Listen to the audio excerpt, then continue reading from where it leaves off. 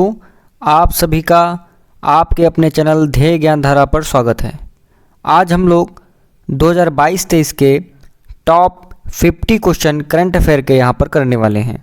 दोस्तों, ये जो टॉप 50 क्वेश्चंस हैं करंट अफेयर के, यह पिछले वर्षों में किसी न किसी परीक्षा में पूछे गए प्रश्न हैं, जो कि 2022-23 में नए डाटा के अनुसार यहाँ पर समाहित किए गए हैं।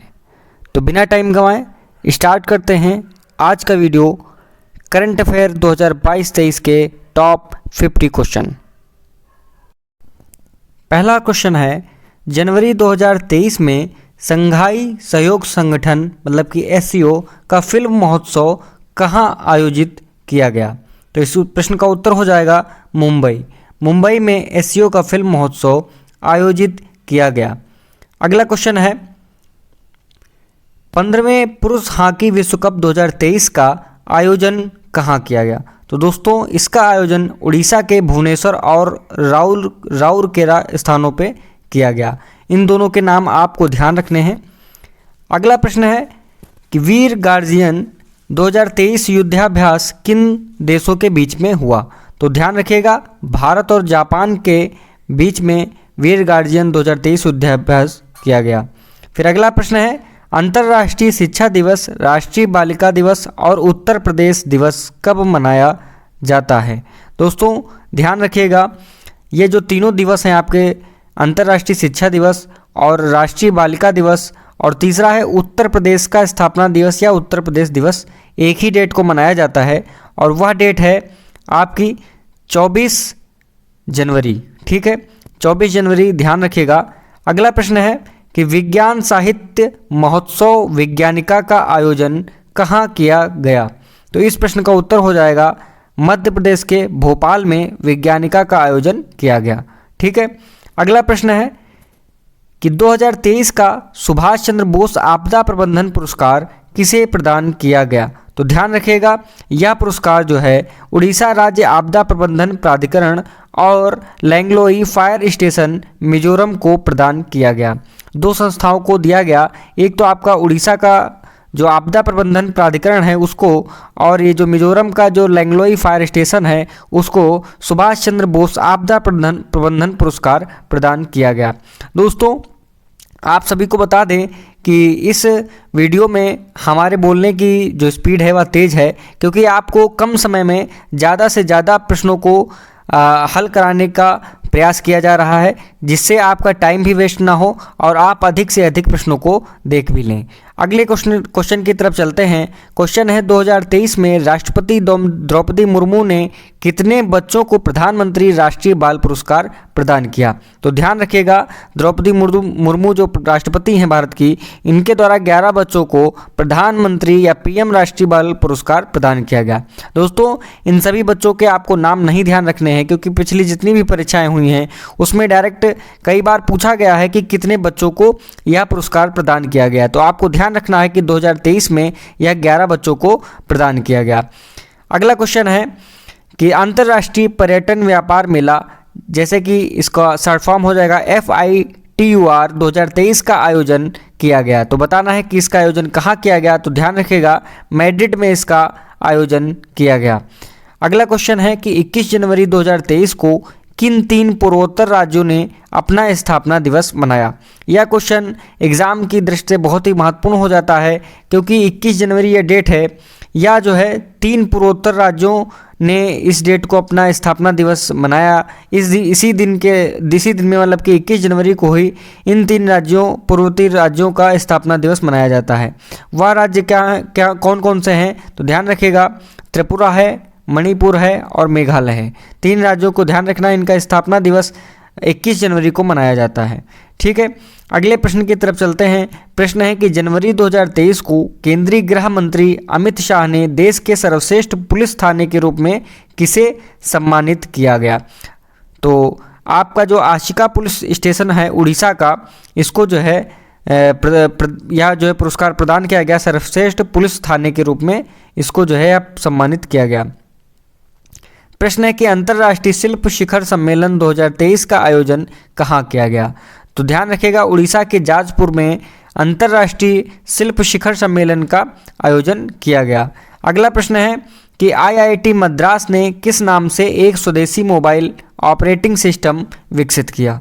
तो दोस्तों भरोस नाम से जो है आईआईटी मद्रास ने एक स्वदेशी मोबाइल ऑपरेटिंग सिस्टम लॉन्च किया। ठीक है, तो ध्यान रखिए, आपको दोनों नाम ध्यान रखने हैं, हिंदी में भी और इंग्लिश में भी। इंग्लिश में BHAROS और हिंदी में आ जाए तो भरोस नाम ध्यान रखना है आपको। प्रश्न है कि ग्लोबल 500 2023 रिपोर्ट के अनुसार भारत का पहला और दुनिया का नवा सबसे मजबूत ब्रांड कौन सा है? तो ध्यान रखिएगा, रिलायंस जियो जो है यह भारत का जो है पहला और दुनिया का नवा सबसे मजबूत ब्रांड बन गया है। अगला क्वेश्चन है कि राष्ट्रीय स्टार्टअप दिवस कब मनाया जाता है? तो ध्यान रखिएगा, यह जो है 16 जनवरी को मनाया जाता है राष्ट्रीय स्टार्टअप दिवस। अगला प्रश्न है कि केरल का कौन सा जिला देश का पहला संविधान साक्षर जिला बना है? तो कोल्लम जो है यह केरल का एक जिला है जो कि देश का पहला संविधान साक्षर जिला बन गया है। अगला प्रश्न है कि राइट टू साइट विजन के तहत अंधता नियंत्रण के लिए नीति लागू करने वाला देश का पहला राज्य कौन बन गया है? तो ध्यान रखिएगा, राजस्थान पहला राज्य बन गया है जिसने अंधता नियंत्रण के लिए एक नीति लागू की है। फिर देखते हैं, अगला प्रश्न है कि 12 जनवरी 2023 को किस टीम के साथ राष्ट्रीय युवा दिवस मनाया गया?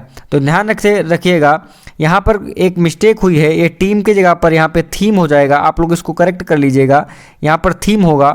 तो 12 जनवरी को आप सभी को पता होगा कि युवा दिवस मनाया जाता है। राष्ट्रीय युवा दिवस कब मनाया जाता है? तो ध्यान रखिएगा 12 जनवरी को मनाया जाता है और इसकी थीम पूछी जाए तो विकसित युवा विकसित भारत इसकी थीम है। ठीक है, अगले प्रश्न की तरफ चलते हैं। प्रश्न है गण नगाई उत्सव 2023 कहाँ मनाया गया? तो ध्यान रखिएगा, यह मणिपुर में यह उत्सव मनाया गया। फिर अगला क्वेश्चन है कि किस देश के स्कूलों में पंजाबी भाषा को शामिल करने का फैसला किया गया? यह वेरी इंपॉर्टेंट क्वेश्चन हो जाता है आपके लिए। तो ध्यान रखिएगा, ऑस्ट्रेलिया में पंजाबी भाषा को स्कूलों में शामिल किया गया। ठीक है, फिर नेक्स्ट क्वेश्चन है पूर्वोत्तर कृषि कुंभ 2023 का आयोजन कहाँ किया गया? तो इस प्रश्न का जो उत्तर हो जाएगा वह हो जाएगा मेघालय। मेघालय में पूर्वोत्तर कृषि कुंभ 2023 का आयोजन किया गया। नेक्स्ट क्वेश्चन है कि भारत का पहला राज्य जो डिजिटल बैंकिंग लागू करने वाला राज्य बन गया है। ठीक है, तो यह ध्यान रखना है, केरल राज्य जो है यह डिजिटल बैंकिंग लागू करने वाला पहला राज्य बन गया है भारत का। अगला क्वेश्चन है कि दुनिया का पहला ताड़ के पत्तों का पांडुलिपि संग्रहालय कहाँ खोला गया है? तो ध्यान रखिएगा, केरल के तिरुवनंतपुरम में भारत का या दुनिया का पहला ताड़ के पत्तों का पांडुलिपि संग्रहालय ओपन किया गया है। नेक्स्ट क्वेश्चन है कि रेलवे बोर्ड के नए CEO कौन बने हैं? तो ध्यान रखिएगा, काफ़ी महत्वपूर्ण प्रश्न है कि रेलवे बोर्ड के CEO बने हैं अनिल कुमार लाहोटी जी। अनिल कुमार लाहोटी जी को रेलवे बोर्ड का नया CEO बनाया गया है। नेक्स्ट क्वेश्चन है केंद्र सरकार ने किसे कार्यवाहक केंद्रीय सतर्कता आयुक्त नियुक्त किया गया है? ठीक है, ध्यान रखिएगा, ये कार्यवाहक सतर्कता आयुक्त नियुक्त किए गए हैं, तो ये हैं प्रवीण कुमार श्रीवास्तव। दोस्तों यह क्वेश्चन अभी 25 फरवरी को जो KVS PRT का एग्ज़ाम हुआ है उसमें यह क्वेश्चन पूछा गया था। अगला क्वेश्चन की तरफ चलते हैं कि किसने तीसरी बार नेपाल के प्रधानमंत्री के रूप में शपथ ली है? तो दोस्तों ध्यान रखिएगा, पुष्प कमल दहल जी ने नेपाल के तीसरी बार प्रधानमंत्री बन गए हैं। अगला क्वेश्चन है कि भारत के किस IIT ने कृत्रिम दिल तैयार किया है जिससे हृदय का प्रत्यारोपण हो सकेगा? तो ध्यान रखिएगा, उस IIT का नाम है IIT कानपुर। IIT कानपुर ने एक ऐसा कृत्रिम दिल या हृदय तैयार किया है जिससे हृदय का प्रत्यारोपण हो सकेगा। फिर अगला क्वेश्चन है कि फोर्ब्स द्वारा जारी सालाना कमाई करने वाले टॉप 25 महिला खिलाड़ियों की लिस्ट में एकमात्र भारतीय खिलाड़ी कौन है? तो ध्यान रखिएगा, उनका नाम है PV सिंधु। ठीक है, PV सिंधु एकमात्र खिलाड़ी हैं। अगला क्वेश्चन है कि पहली बार Bharat world table tennis series 2023 की मेजबानी कहाँ करेगा? तो सबसे पहला बिंदु जो आपको ध्यान रखना है वह यह ध्यान रखना है कि भारत पहली बार वर्ल्ड टेबल टेनिस सीरीज की मेजबानी करेगा। अब ध्यान रखना है दूसरा बिंदु यह कि यह कहाँ करेगा, किस स्थान पे या भारत में इसकी मेजबानी होगी, इसका आयोजन होगा? तो ध्यान रखिएगा इसका आयोजन होगा पणजी गोवा में। अगला क्वेश्चन है डिजिटल इंडिया अवार्ड 2022 से किसे सम्मानित किया गया? तो ध्यान रखिएगा डिजिटल इंडिया अवार्ड 2022 से स्मार्ट सिटीज मिशन को सम्मानित किया गया। इस मिशन को डिजिटल इंडिया अवार्ड से सम्मानित किया गया। फिर अगला क्वेश्चन है कि जैव विविधता पर सम्मेलन 2022 जिसे कि हम लोग COP15 बोलते हैं, इसका आयोजन बताना है कि कहाँ किया गया है। तो दोस्तों अब हमें बताना है इस क्वेश्चन का आंसर, लेकिन उससे पहले हम आपको बताते हैं, आपसे पूछ रहे हैं कि आपको कमेंट बॉक्स में इसका आंसर देना है कि जैव विविधता दिवस कब मनाया जाता है। ठीक है, एक बार हम फिर से रिपीट कर रहे हैं कि आप सभी को कमेंट बॉक्स में लिख के बताना है कि जैव विविधता दिवस किस डेट को मनाया जाता है। आप अपना आंसर कमेंट बॉक्स में अवश्य लिखें। चलिए देखते हैं इस प्रश्न का आंसर क्या होगा। तो ध्यान रखिए कनाडा के मॉन्ट्रियल में इसका आयोजन किया गया। ठीक है, COP15 का। अगला क्वेश्चन है कि फीफा विश्व कप 2022 का खिताब किसने जीता है? तो ध्यान रखिएगा अर्जेंटीना ने फीफा विश्व कप 2022 का खिताब जीत लिया है। ठीक है, अगला प्रश्न है कि किस भारतीय ने अमेरिका के लास वेगास में आयोजित मिसेज वर्ल्ड 2022 का खिताब जीता है? पहला पॉइंट आपको ध्यान रखना है, यह ध्यान रखना है कि मिसेज वर्ल्ड 2022 का खिताब एक भारतीय ने जीता है। ठीक है, अब इस प्रश्न का उत्तर बताना है कि क्या होगा। सरगम कौशल ने जो है मिसेज वर्ल्ड 2022 का खिताब जीता है। तीसरा पॉइंट आपको यह ध्यान रखना है कि मिसेज वर्ल्ड 2022 का आयोजन कहाँ हुआ था? तो ध्यान रखिएगा अमेरिका के लॉस वेगास में इसका आयोजन किया गया था। फिर अगला क्वेश्चन है कि भारत का पहला और विश्व का दूसरा इन्फेंट्री संग्रहालय कहाँ खोला गया? तो ध्यान रखिएगा भारत का पहला और विश्व का दूसरा पूछ रहा है कि इन्फेंट्री संग्रहालय कहाँ खोला गया। तो ध्यान रखिएगा इंदौर में। ठीक है, इंदौर जो कि भोपाल वहाँ मध्य प्रदेश में है। ठीक है, फिर नेक्स्ट है कि पेटा इंडिया ने पर्सन ऑफ द ईयर 2022 के खिताब से किसे नवाजा है? तो काफ़ी महत्वपूर्ण प्रश्न है ये। तो ध्यान रखिएगा सोनाक्षी सिन्हा जी को पेटा इंडिया ने पर्सन ऑफ द ईयर 2022 के खिताब से नवाजा गया है। अगला प्रश्न है कि 15वें पुरुष हॉकी विश्व कप 2023 के लिए हॉकी इंडिया का आधिकारिक साझेदार कौन बना है? तो टाटा स्टील जो है इसका आधिकारिक साझेदार बनाया गया है। अगले प्रश्न की तरफ चलते हैं। प्रश्न है कि WHO ने किसे नया चीफ साइंटिस्ट नियुक्त किया है? ठीक है, एक बार फिर से प्रश्न देख लीजिए कि प्रश्न कह रहा है कि WHO ने किसे अपना नया चीफ साइंटिस्ट नियुक्त किया है। तो वह है, उनका नाम है जेरेमी फरार। और किसकी जगह पे? तो गीता गोपीनाथ की जगह पे। ठीक है, इसका आप आंसर एक बार रिचेक कर लीजिएगा कि ये किसकी जगह पर आए हैं। तो गीता गोपीनाथ ही हैं। फिर अगला प्रश्न देखते हैं कि किस राज्य ने साल 2050 तक नेट जीरो लक्ष्य निर्धारित कर जलवायु परिवर्तन मिशन की शुरुआत करने वाला देश का पहला राज्य बन गया है? तो ध्यान रखिएगा उस राज्य का नाम है तमिलनाडु। ठीक है, तमिलनाडु ने 2050 तक नेट जीरो लक्ष्य निर्धारित कर जलवायु परिवर्तन मिशन की शुरुआत की है। ठीक है, तो यह ईयर जरूर ध्यान रखिएगा, कब तक पूछे तो 2050 तक, 2050 जरूर ध्यान रखिएगा। अगले प्रश्न की तरफ चलते हैं कि विश्व आयुर्वेद कांग्रेस और आरोग्य एक्सपो 2022 का आयोजन कहाँ किया गया? देखिए इस प्रश्न में 2 पॉइंट हैं।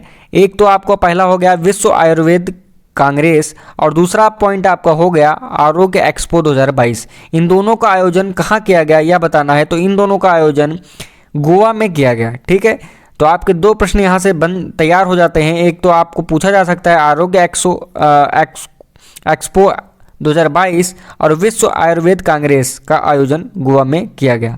फिर अगला प्रश्न है कि भारतीय ओलंपिक संघ मतलब कि इंडियन ओलंपिक एसोसिएशन मतलब IOA की पहली महिला अध्यक्ष कौन बनी है? तो ध्यान रखिएगा PT उषा भारतीय ओलंपिक संघ की पहली महिला अध्यक्ष बन गई हैं। फिर एक प्रश्न है कि दिसंबर 2022 को जारी गूगल की ईयर इन सर्च 2022 के अनुसार वर्ष 2022 में भारत में सबसे ज़्यादा सर्च किया जाने वाला विषय क्या था? तो ध्यान रखिएगा IPL जो है सबसे ज़्यादा सर्च किया जाने वाला विषय था। ठीक है, फिर अगले प्रश्न की तरफ चलते हैं। नेक्स्ट क्वेश्चन है कि किसे मेजर ध्यानचंद खेल रत्न अवार्ड 2022 से सम्मानित किया गया? तो ध्यान रखिएगा शरत कमल अचंता जो कि टेबल टेनिस प्लेयर हैं, इनको मेजर ध्यानचंद खेल रत्न अवार्ड 2022 से सम्मानित किया गया। इस प्रश्न के आगे आप वेरी वेरी इंपॉर्टेंट लिख लीजिए आप, काफ़ी ज़्यादा महत्वपूर्ण प्रश्न है यह।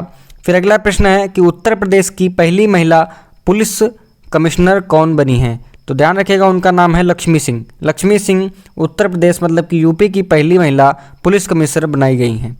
अगला प्रश्न है कि 53वां भारतीय अंतर्राष्ट्रीय फिल्म महोत्सव 2022 का आयोजन कहाँ किया गया? तो ध्यान रखिएगा इसका आयोजन गोवा में किया गया। ठीक है, अगला प्रश्न की तरफ चलते हैं कि WHO ने मंकी पॉक्स बीमारी का नाम बदलकर नया नाम क्या रखा है? तो जिस बीमारी का नाम मंकी पॉक्स बीमारी था उसको WHO ने नया नाम क्या दिया गया है यह बताना है। तो वह है एम पॉक्स। मंकी पॉक्स का नाम बदलकर एम पॉक्स कर दिया गया है। नेक्स्ट क्वेश्चन है कि डेविस कप खिताब 2022 किसने जीता? तो कनाडा ने ऑस्ट्रेलिया को हराकर डेविस कप 2022 का खिताब जीत लिया है। तो ठीक है, ध्यान रखिएगा कि डेविस कप खिताब 2022 जो है, डेविस कप 2022 का खिताब किसने जीता है? तो कनाडा ने जीता है। और किसे हराकर जीता है? तो ऑस्ट्रेलिया को हराकर जीता है।